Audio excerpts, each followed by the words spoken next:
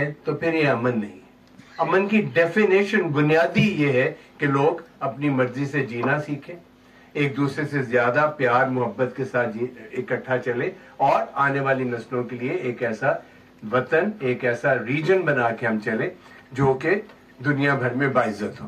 پاکستان شاید دنیا, یہ ریجن جو ساؤتھ ایشیا ہے جس کی 54 میں, یہ دنیا کا واحد شاید ریجن ہے جس کی 54% آبادی جو ہے وہ بلو پاورٹی لائن ہے, اور باقی ریجن میں یہ حال نہیں.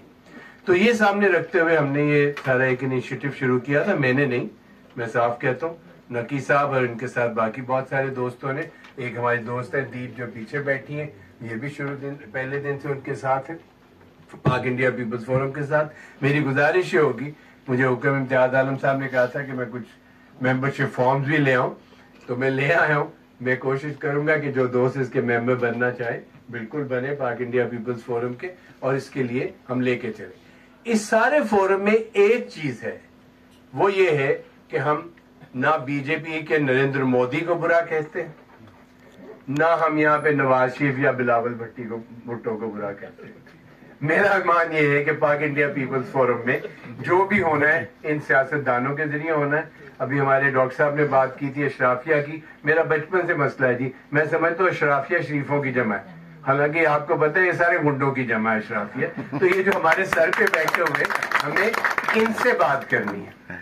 اور یہ بات جو ہے ہم تو کرتے کرتے شاید تھک گئے, یقیناً تھک گئے, لیکن ہم کوئی رستہ بنا لیں تاکہ جو پاکستان کے ینگ لڑکے لڑکیاں ہیں جو اسکولوں کالجوں سے نکل رہے ہیں, یونیورسٹیوں میں بے روزگار پھر رہے, ان سب کو اکٹھا کریں دونوں طرف کی عادت. میں اپنی بات یہاں ختم کروں گا کہ میں 1982 سے لے کے آج سے 4 برس پہلے تک ہر سال کم از کم 2 مرتبہ ہندوستان جاتا ہوں, اور میں ان خوش قسمت لوگوں میں سے ہوں جنہوں نے شاید, میرے انڈین دوست بھی ہنستے ہیں, میں نے ان سے زیادہ انڈیا پھرا, کیرل سے لے کے کرناٹکا داک میں, سارے ساؤتھ پھر نارتھ انڈیا میں.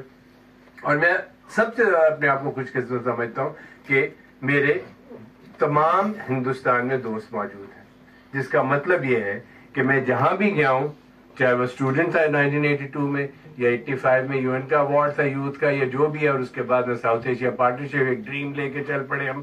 تو میں یہ سمجھتا ہوں کہ آپ کے اور میرے جیسے وہاں پہ لوگ اکثریت میں ہیں جو امن سے زندہ رہنا چاہتے ہیں, جو محبت سے زندہ رہنا چاہتے ہیں.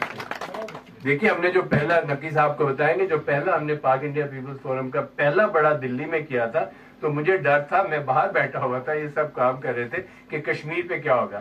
سب سے پہلا ریزولوشن ہمارے انڈین دوستوں نے کہا کہ کشمیر کا حل ڈائیلاگ کے ذریعے کیا جائے, یہ ایک تنازع ہے جو کہ پاپولر میڈیا میں. میں یہاں بات ختم کروں گا کہ اگر آپ سب دیکھتے ہیں, پڑھے لکھے بیٹھے ہوئے, آپ دیکھتے ہوں گے یوٹیوب پہ آج کل درجنوں میں لوگ انڈیا سے آتے ہیں, یا انڈین کوئی کینیڈا سے آ رہا ہے, کوئی امریکہ کے ٹیکسس سے آ رہے, وہ لگاتار آ رہے ہیں.